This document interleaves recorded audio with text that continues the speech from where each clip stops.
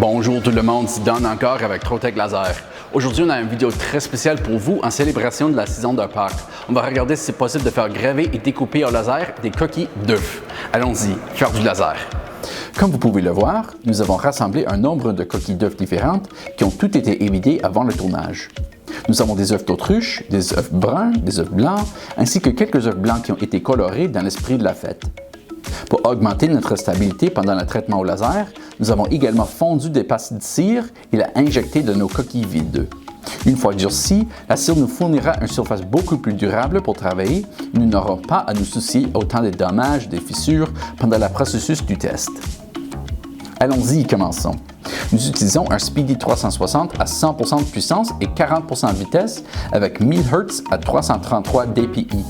Nous allons utiliser un accessoire rotatif et une lentille de 2,5 pouces afin de pouvoir graver proprement la surface de notre œuf tout en dégageant les cônes sur l'outil rotatif. Comme vous pouvez le voir, le processus de gravure de nos œufs bruns a été un succès exceptionnel avec un résultat super net et très contrasté. Maintenant, exécutons le même processus sur une coquille d'œuf blanc. Malgré l'utilisation des mêmes réglages de paramètres, notre coquille d'œuf blanche nous a donné un marquage quelque peu brunâtre, bien que la clarté et le contraste élevé restent constants.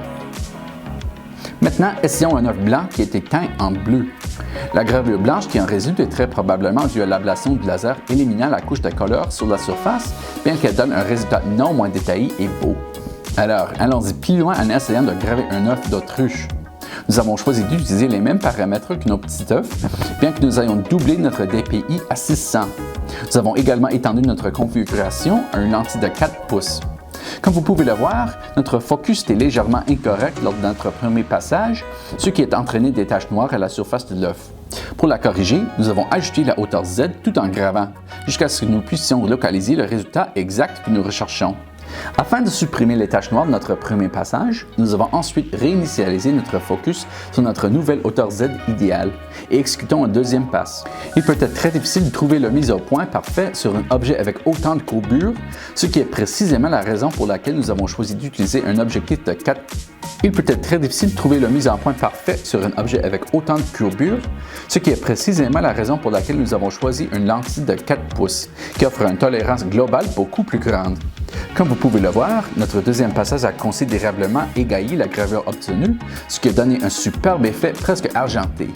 L'œuf est ensuite teint en utilisant la même coloration bleue que notre œuf plus petit, et étonnamment, notre colorant n'a pas pénétré notre motif ablaté, ce qui a donné une étonnamment belle pièce.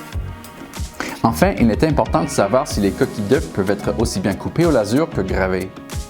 Enfin, il est important de savoir si les coquilles d'œufs peuvent être aussi bien coupées au laser que gravées.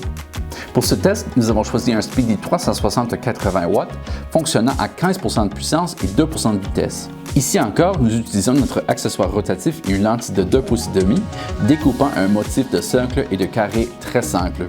Les premiers résultats étaient très encourageants.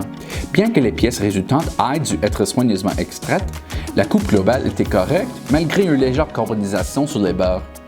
Nous avons choisi de ne pas utiliser les œufs remplis de cire pour cela, de peur que la chaleur supplémentaire lors de la coupe ne fasse fondre le cire. Malheureusement, notre deuxième essai n'a pas été aussi réussi. Nous avons utilisé la même graphique, bien que dans un motif de couche plus complexe.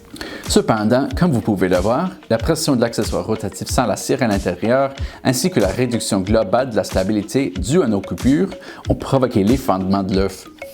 Dans cet esprit, dans notre prochain test, nous avons retiré la rotatif et placé l'œuf à plate de notre laser. Ce test a été réalisé sur un Speedy 400 à 120 watts, fonctionnant à 70% de puissance et à 5% de vitesse, avec 1000 Hz et 2 passages par ligne de coupe. Nous avons utilisé une lentille standard de 2 pouces et les premiers résultats étaient promoteurs. Nous avons même pu retourner l'œuf pour découper à nouveau la même motif sur le côté opposé, pour un design final plus brillant.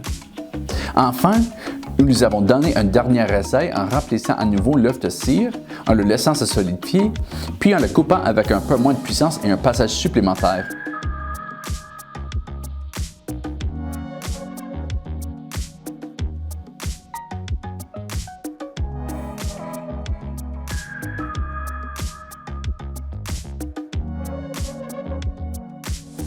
Bien qu'elle fonde et fuite notre coquille, nous avons découvert que la cire absorbe en fait l'excès de puissance laser et ne semble pas interférer avec le processus de découpe. Cela nous laisse avec une plus grande stabilité globale et la possibilité de découpe plus détaillée. Nous avons ensuite retiré la cire de l'intérieur de l'œuf à l'aide d'un grand réservoir de cire chaude et décoré le produit final à l'aide de peinture en aérosol métallique pour une pièce vraiment remarquable.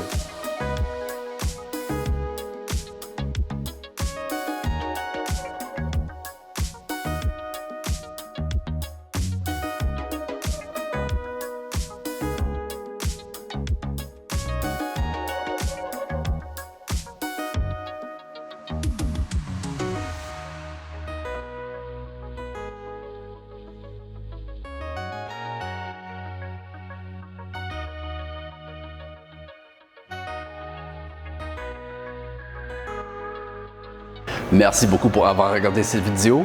Soyez certain que vous aimez et inscrivez. Un grand merci à Dave Stevens et l'équipe à Trotec Laser des États-Unis. On vous verra la semaine prochaine.